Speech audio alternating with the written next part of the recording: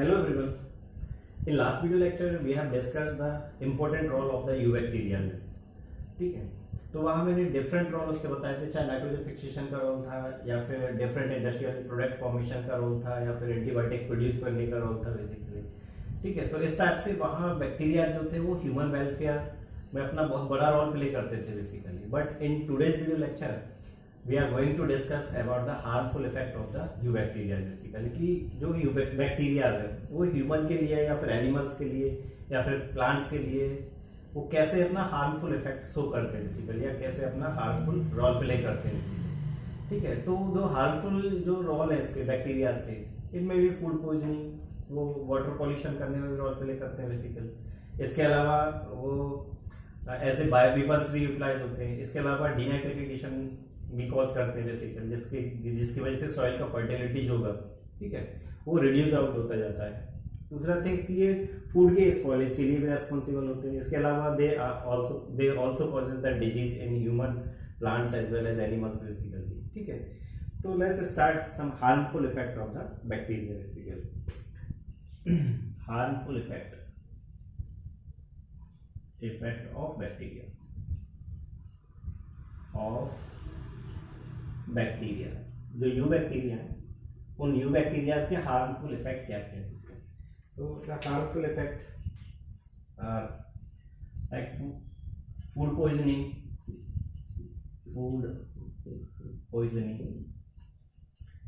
Second water pollution,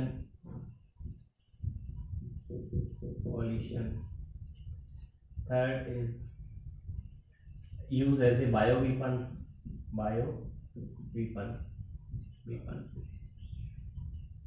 इसके अलावा डिनाइट्रिफिकेशन,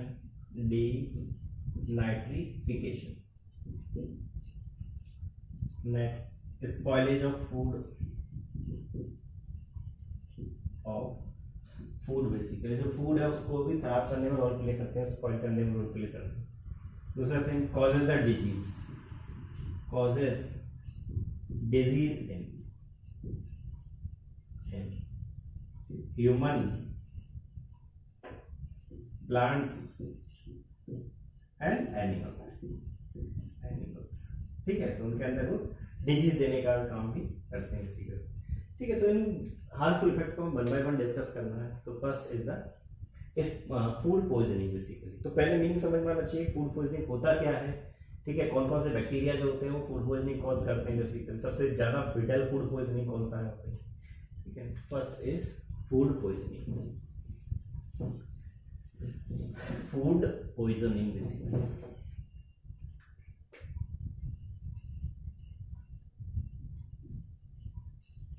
food poisoning,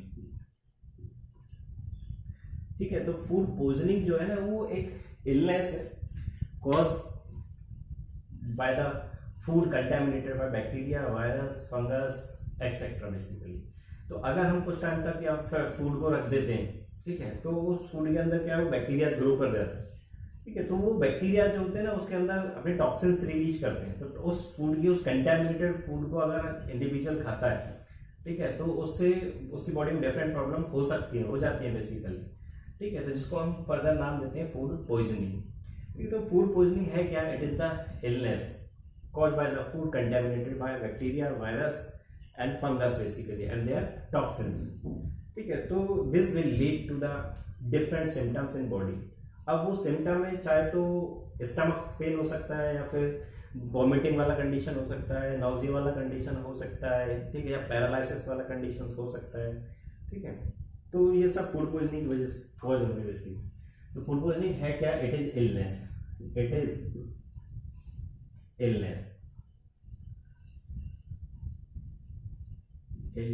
caused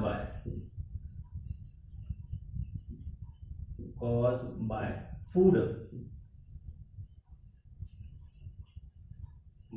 contaminated by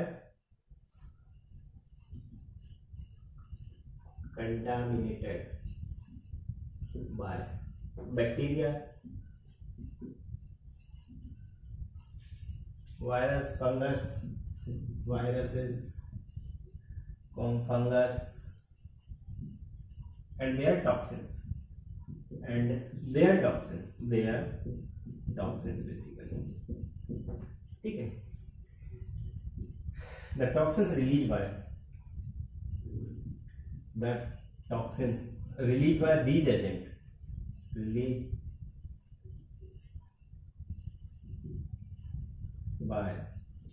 these agents,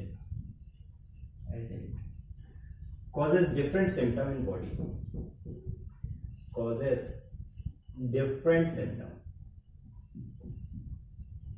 different symptom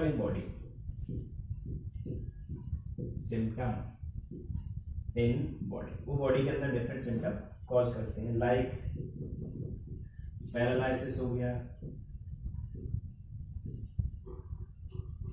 vomiting हो गया,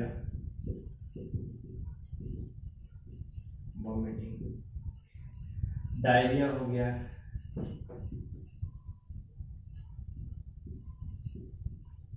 dysentery हो गया, ठीक है, स्टमक पेन हो गया,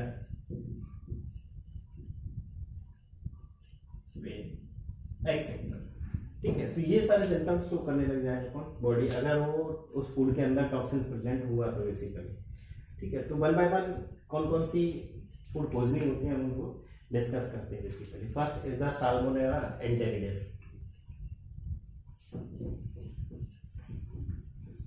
food poisoning.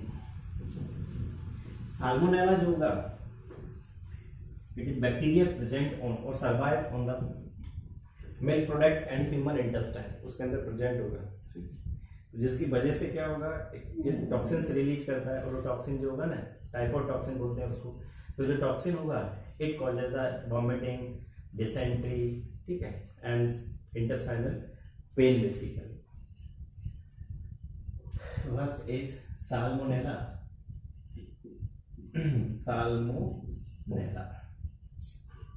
एंटेरिडिस,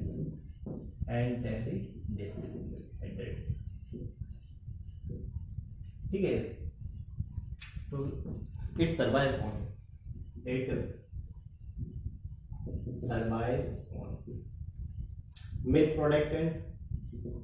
milk product and intestine of human की जो इंटेस्टाइन होगी वो उसके अंदर प्रेजेंट होगा, ह्यूमन बेसिकली। ठीक है, it releases a toxin which is known as the typhoid toxin basically. It releases a toxin known as typhoid toxin basically. ठीक है, जो कि अफेक्ट करेगा इंटेस्टाइनल रूट को बेसिकली, जो एलिमेंट्री कैनाल होगा उसको अफेक्ट करेगा and will lead to the vomiting and diarrhoea condition. It releases a toxin known as the typhoid toxin. The toxin causes the different symptom. This toxin lead to vomiting and dysentery.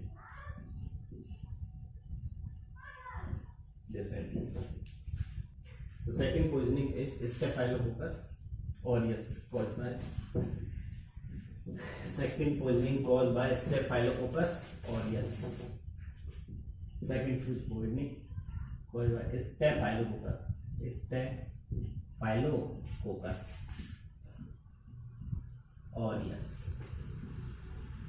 ठीक है, ये जो bacteria हुआ, it present या it survive in milk and egg product basically. ठीक, तो जो milk product होंगे या एग प्रोडक्ट होंगे जो लॉन्ग टाइम तक रखे हुए हैं, तो उनके अंदर ये ग्रो कर जाता है, उनके अंदर सर्वाइव करता है basically.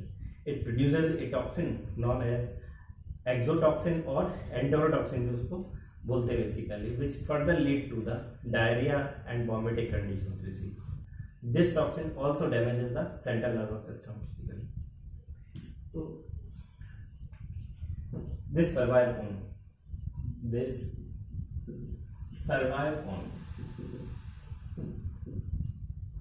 on milk and egg products, milk products and egg products and their products and their products is their product. This secrete a toxin. This secrete a toxin. Secretes a toxin. Toxin, which is exotoxin. Exotoxin basically. Exotoxin. Also known as enterotoxin. Enterotoxin जिसको हम क्या बोलते हैं, enterotoxin basically. ठीक है, it will lead to this toxin will lead to the. अच्छा, ये जो एंटेरोटॉक्सिन और एक्सोटॉक्सिन जो है ये हीट रेसिस्टेंट टॉक्सिन है basically. Heat resistant toxin.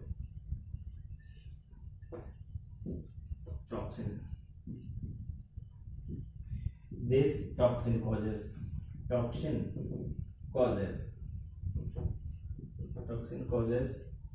vomiting, diarrhea,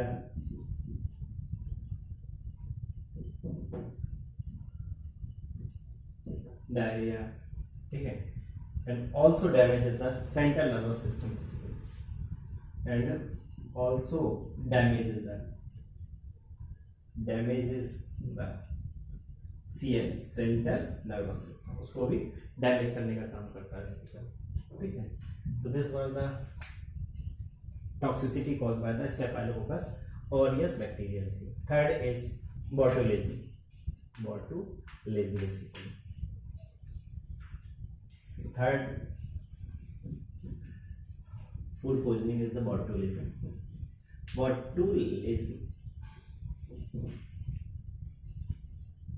Third is botulism. It is caused by botulism जो होगा, it is caused by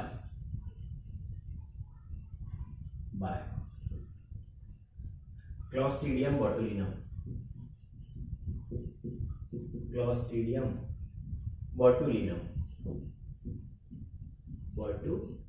Basically Clostridium botulinum, which is an anaerobic bacteria. जो कि है anaerobic bacteria basically. Anaerobic bacteria. तो जो Clostridium botulinum होगा, it mostly present in canned food. जो डब्बा बंद में जो फूड आते हैं उन फूड्स के अंदर प्रेजेंट होता है कौन, जो Clostridium botulinum. अगर वो एक्सपायर हो जाती है डेट उनका, ठीक है, तो वहाँ चांसेस होता है कि उन कैन फूड के अंदर वो क्लॉस्ट्रीडियम बोटुलिनम बैक्टीरिया प्रेजेंट हो बेसिकली. और जो क्लॉस्ट्रीडियम बोटुलिनम जो बैक्टीरिया होगा, इट रिलीजेस और इट सीक्रेट ए टॉक्सिन जिसको बोलते हैं हम बोटोटॉक्सिन. ठीक है, तो ये बोटोटॉक्सिन जो होगा वो एक न्यूरोटॉक्सिन भी है जो कि न्यूरॉन्स की एक्टिविटी को इनहिबिट करने का काम करता है, जिसकी वजह से क्या होगा कि पैरालिसिस वाली कंडीशन डेवलप हो जाती है बेसिकली. ठीक है, तो ये न्यूरोमस्कुलर जो जंक्शन होगा वो न्यूरोमस्कुलर जंक्शन पे एसिटाइल कोलिन के रिलीज को इनहिबिट करने का काम करता है. और एसिटाइल कोलिन जो होगा वो एक न्यूरोट्रांसमीटर है जो कि नर्व सिग्नल को ट्रांसफर करने का काम करता है बेसिकली. तो इन दोनों के बीच में ये बैरियर क्रिएट करता है कौन, जो बोटोटॉक्सिन टॉक्सिन जो होगा बेसिकली. ठीक है, it found in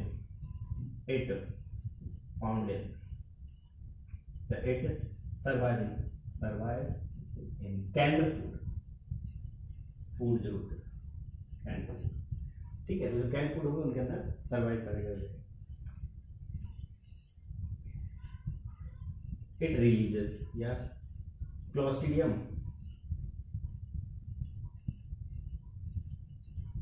botulinum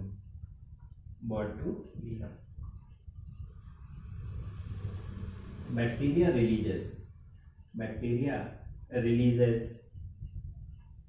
a toxin known as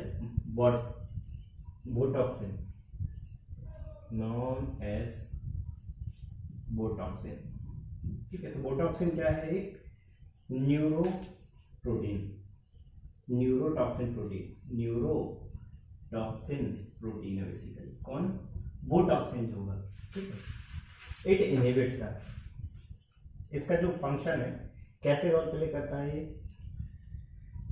it prevent the release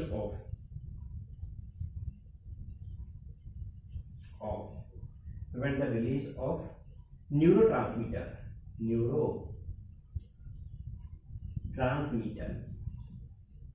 acetylcholine, it prevent the release of neurotransmitter acetylcholine basically, acetylcholine जो कि नर्व सिग्नलिंग के लिए रेस्पॉन्सिबल है, तो उसके सीक्रेशन को वो इनहिबिट करता है। न्यूरोटॉक्सिन का जो सीक्रेशन होगा वो न्यूरॉन के एंड प्लेट पे होता है बेसिकली, ठीक है। तो अगर ये टॉक्सिन प्रेजेंट होता है उस जगह पे, तो ये टॉक्सिन क्या है? उस न्यूरोट्रांसमिशन के सीक्रेशन को स्टॉप कर देता है या फिर इनहिबिट कर देता है, जिसकी वजह से नर्व का जो सिग्नलिंग होगा वो स्लो डाउन होता चला जाता है basically, and will lead to the paralysis, ठीक है, जो कि क्या है? पैरालिसिस कॉज करता है, ठीक है। तो इसके अलावा ये जो होगा वो PSNS को अफेक्ट करेगा, ठीक है, जिसकी वजह से जो मसल्स होंगे, स्मूथ मसल्स होंगे और स्टेप जो मसल्स होंगी, ठीक है, उनके अंदर पैरालिसिस कॉज करेगा basically. Things, it prevent the release of neurotransmitter and affect the neuromuscular junction. Acetylcholine, which affect the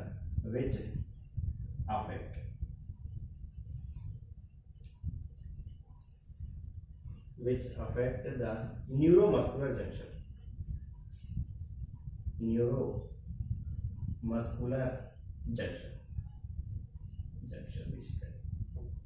तो न्यूरोमस्कुलर जंक्शन पे उस एसिटाइलकोलिन के रिलीज को अफेक्ट करेगा वैसे, ठीक है। तो वहां उन मसल्स के अंदर नर्व का सिग्नलिंग जो होगा वो प्रॉपर नहीं हो पाएगा, जिसकी वजह से क्या होगा? वहां पैरालिसिस वाला कंडीशन डेवलप हो जाएगा बेसिकली, ठीक है। तो it damages PSNS parasympathetic nervous system जो होगा, PSNS, and lead to the paralysis of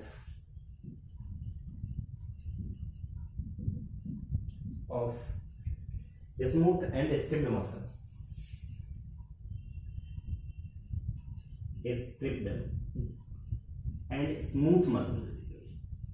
smooth muscles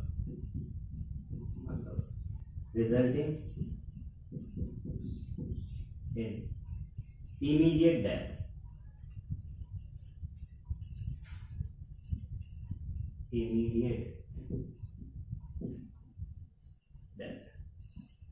of patient, उस पेशेंट का इमीडिएट डेथ के लिए भी रेस्पॉन्सिबल होगा बेसिकली। तो बोटुलिज्म जो होगा ना वो सबसे फिटल फूड पॉइजनिंग है, it is most lethal type food poisoning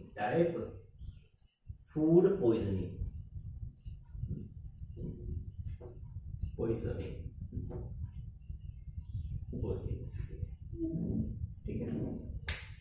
this all was the food poisoning, ठीक है। तो सेकेंड जो हार्मफुल इफेक्ट है बैक्टीरिया का, that is the water pollution.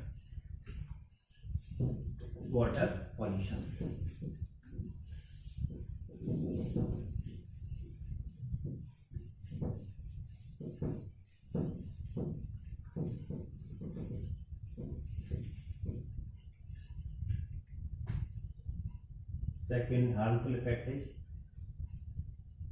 water pollution.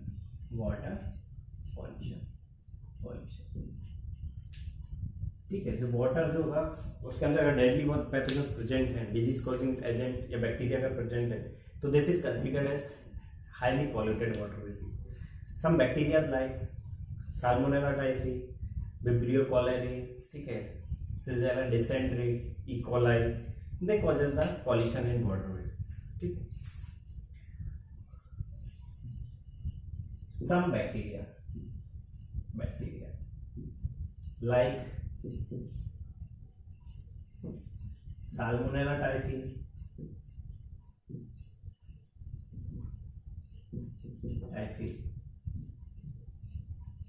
Vibrio cholera,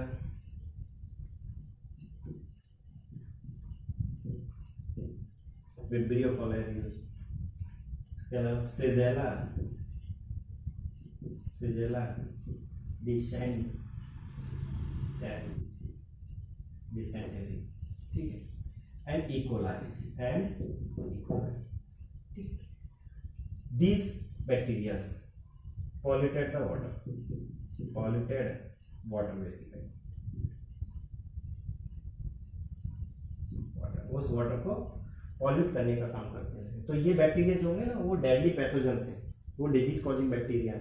तो अगर वाटर के अंदर ये बैक्टीरिया का प्रेजेंस मिल रहा है, चाहे इकोलाई है, चाहे सिजेला डिसेंटेरी है, या विब्रियो कोलेरी है, या साल्मोनेला टाइफी है, ठीक है, तो वाटर उतना ही ज्यादा पॉल्यूटेड वाटर बेसिकली। अगर इनका नंबर कम है उसके अंदर या बिल्कुल नहीं है, this is the pure water, ठीक है।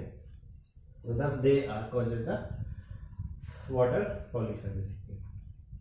So some bacteria like this polluted the water, basically. ये एक और चीज ध्यान रखना कि ये जो है ना वो डिजीज कॉजिंग बैक्टीरिया है, डिजीज कॉजिंग बैक्टीरिया जो कि क्या है वो डिजीज देने का काम करते हैं। तो next harmful effect is the biological weapons.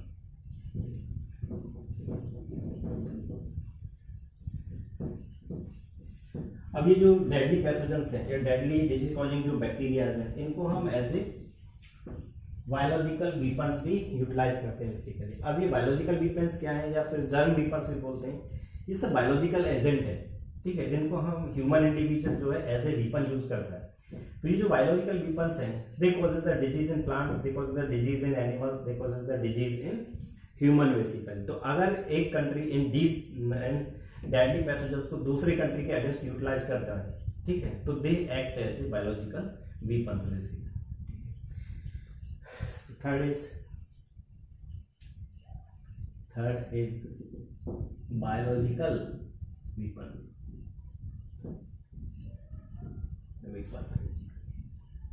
ये बायोलॉजिकल वीपन्स और इसको जर्म वीपन्स भी बोलते हैं, जर्म वीपन्स है क्या? They are the biological agent, they are biological weapons, biological agent like bacteria, virus, fungus, toxins, etc., which act or use as a weapons,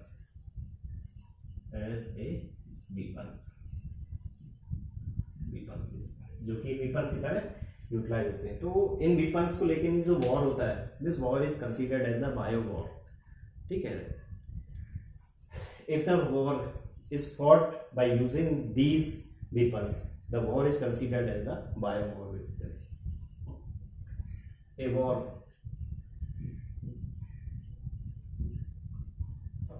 by using these weapons basically are known as the bio war. These weapons is known as bio war. उसको हम बोलते हैं क्या? Bio war, ठीक है। अब वहाँ कौन कौन से पैथोजेंस ऐसे हैं जिसको भी हम as a bio weapons utilise करते हैं? तो वो पैथोजेंस एंथ्रेक्स हो गया, विब्रियो कोलेरी हो गया, या फिर बोटुलिनम हो गया। तो सम डेडली पैथोजेंस जो होंगे ना, they use as a bio weapons. Some deadly pathogens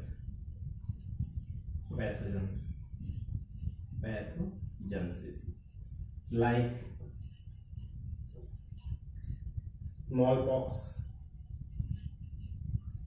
का जो वायरस है वो हो गया, ठीक है। कोलेरा का जो वायरस है उसको भी एज ए बायोवेपन्स यूटिलाइज किया जाता है। एंथ्रेक्स का जो डिजीज कॉजिंग एजेंट है एंथ्रेक्स, इसके अलावा typhoid,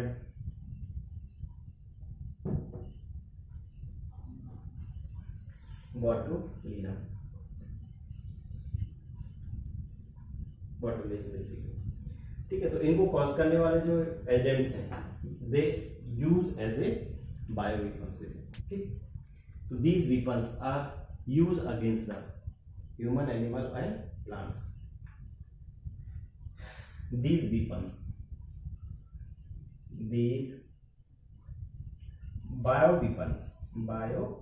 basically, weapons use against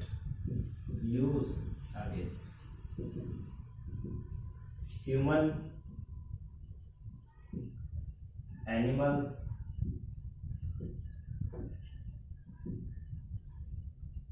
and plants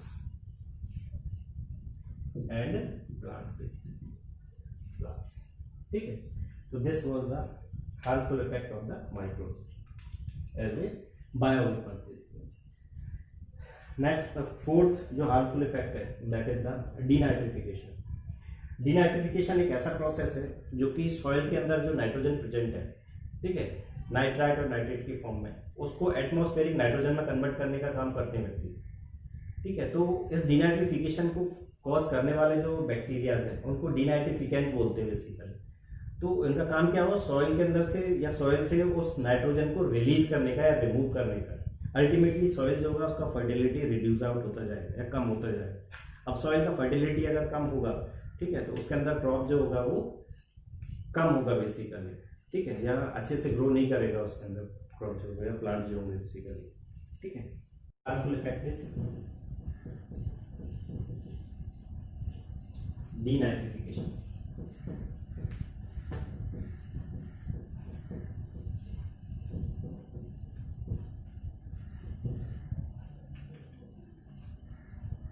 What is denitrification?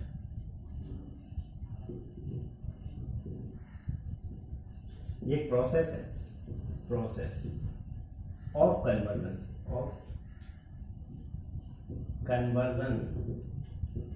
of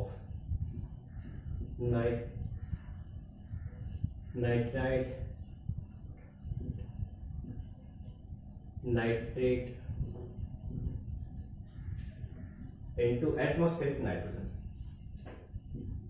into atmospheric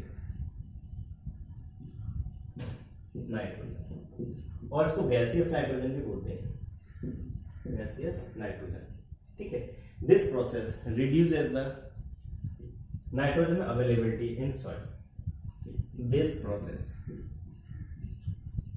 reduces nitrogen availability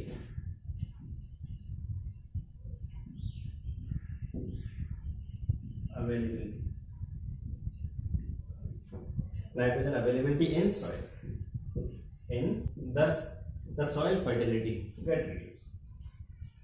Thus the soil fertility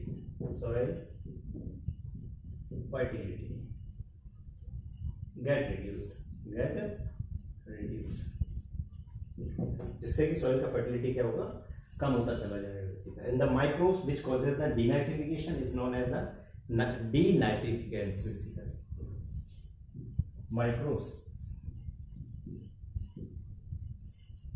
which causes denitrification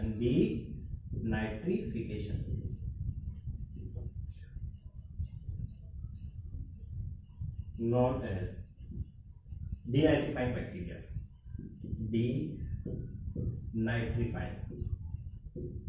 bacteria, like thiobacillus,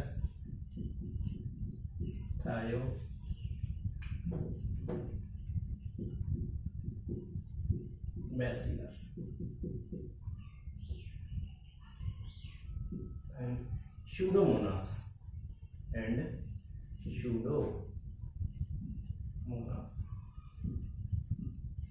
and Pseudomonas.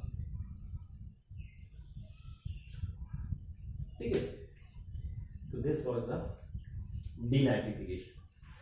तो next is the harmful effect of bacteria as a disease causing agent. तो जो bacteria होंगे वो human में disease cause कर सकते हैं, वो प्लांट्स के अंदर डिजीज कॉज करते हैं, वो एज वेल एनिमल्स के अंदर भी डिजीज कॉज करते हैं basically. Next is the disease causing.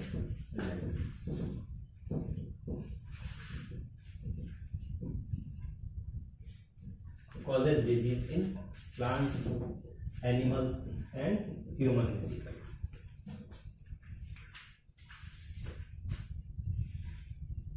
Causes disease in animals. तो एनिमल्स के अंदर जो होंगे ना, वो एंथ्रेक्स डिजीज कॉज कर रहा है, ब्लैक लेग डिजीज कॉज कर रहा है, ब्रूसेलोसिस कॉज कर रहा है बेसिकली।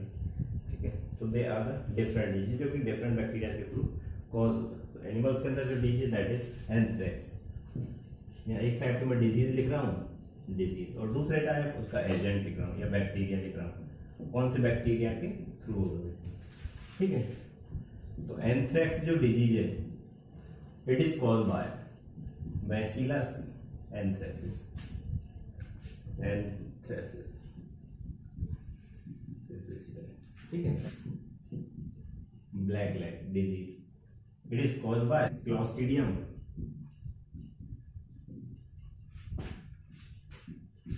कैनवाइड,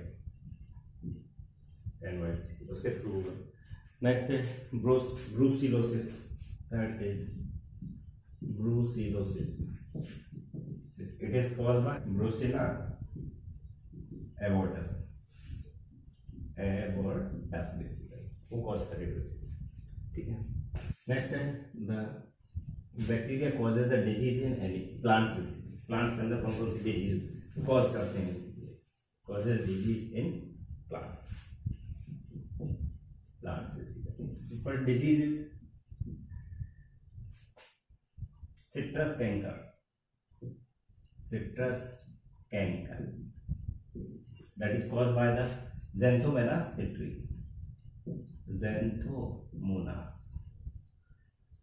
basically, क्योंकि उसके थ्रू होगा। ठीक है, तो they are the plant disease caused by the bacteria. तो ध्यान रखना इसके अंदर citrus canker is caused by Xanthomonas citri. ठीक है, क्राउन गॉल डिजीज जो कि बहुत इंपॉर्टेंट है, कई बार क्वेश्चन पूछता है। Crown gall disease is caused by the agrobacterium tumefaciens basically, whereas bacterial blight of rice is caused by the xanthomonas oryzae. ठीक है, soft rot of carrot is caused by the erwinia carotovora and fire blight of apple is caused by the erwinia amylovora basically. ठीक है, जबकि black rot of cabbage is caused by the xanthomonas campestris and potato scab is caused by the Streptomyces scabies basically, and bacterial growth of wheat is caused by the corynebacterium tritici basically. ठीक है, तो यहाँ से जो questions जो develop होते हैं वो क्वेश्चंस क्या है, डायरेक्टली डिजीज देगा और डिजीज में से आपको फाइंड आउट करना होगा कि इसका कॉजिंग एजेंट कौन है। पूछ लिया वहां पे the crown gall disease is caused by A option xanthomonas citri, B option agrobacterium tumefaciens, C option xanthomonas oryzae and D option is erwinia carotovora basically. Bacteria का नाम पता है, उस डिजीज का नाम मालूम है, तो आप वहां से आंसर को आराम से सेलेक्ट आउट कर पाओगे। ठीक है, अदरवाइज ये थोड़ा टिपिकल टाइप के होंगे क्योंकि इनको याद रखना है हमें जैसे तैसे भी करके। आप बहुत बार जब प्रिंटिंग प्रैक्टिस करोगे तो ये चीजें याद हो पाएगा बेसिकली। ठीक है, तो next is the bacterial disease in case of the human. तो ह्यूमन के अंदर कॉलेरा हो गया, डिप्थीरिया हो गया। ठीक है, ये सब कैसी है, बैक्टीरियल डिजीज है basically. Next bacterial disease in case of the human.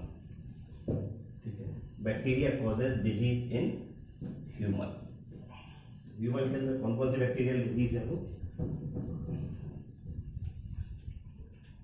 तो डिजीज द बैक्टीरियल या bacteria causes disease in human basically, in human. First हो गया टाइफॉइड।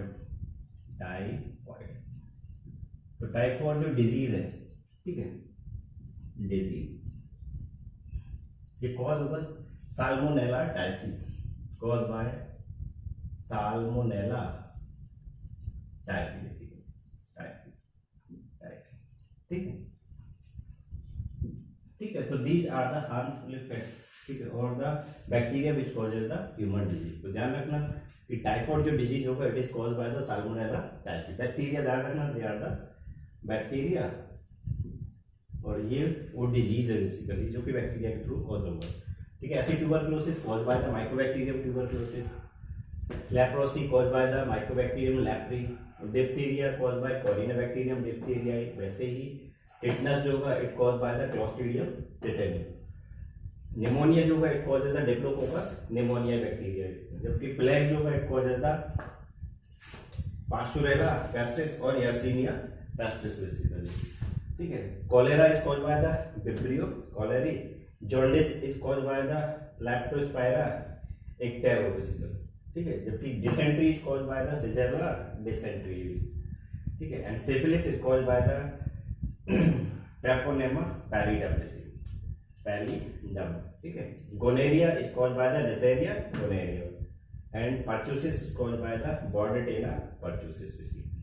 तो these are some bacterial disease, ठीक है, which occur in human basically, ठीक है। some other harmful effect of bacteria is spoilage of food। जो food होगा उस फूड को स्पॉइल करने में भी वो रोल प्ले करते हैं बेसिकली, फूड को भी खराब करने में हार्मफुल रोल प्ले करते हैं बेसिकली।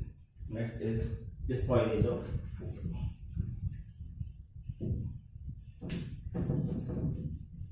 स्पॉइलेज ऑफ फूड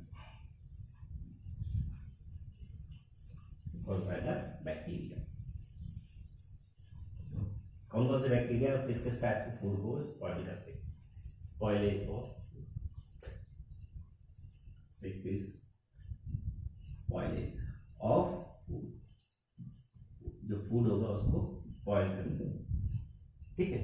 तो जैसे कर्ड हो गया, curd is spoiled by, first curd is spoiled by, ये तो फूड है, इधर तो फूड है और इधर बैक्टीरिया लिख रहा हूं मैं, बैक्टीरिया बैक्टीरिया, ठीक है। तो स्पॉइल्ड बाय द क्लोस्ट्रीडियम डीएम, ठीक है, साल्मोनेला एंड लैक्टोबैसिलस, ठीक है। तो they are the microbes which causes the spoilage of different food basically. जैसे कर्ड का बताया था आपको, क्लोस्ट्रीडियम स्पॉइल करने का काम करेगा, वैसे मिल्क और मिल्क प्रोडक्ट जो होंगे उसको स्पॉइल करता है कौन? Lactobacillus basically. प्रोटीन रिच जो फूड होगा it is spoiled by the Pseudomonas bacteria. अगर वो खराब हो रहा है प्रोटीन रिच फूड जो होगा तो उसके पीछे कौन सा बैक्टीरिया रेस्पॉन्सिबल होगा? That is the pseudomonas basically.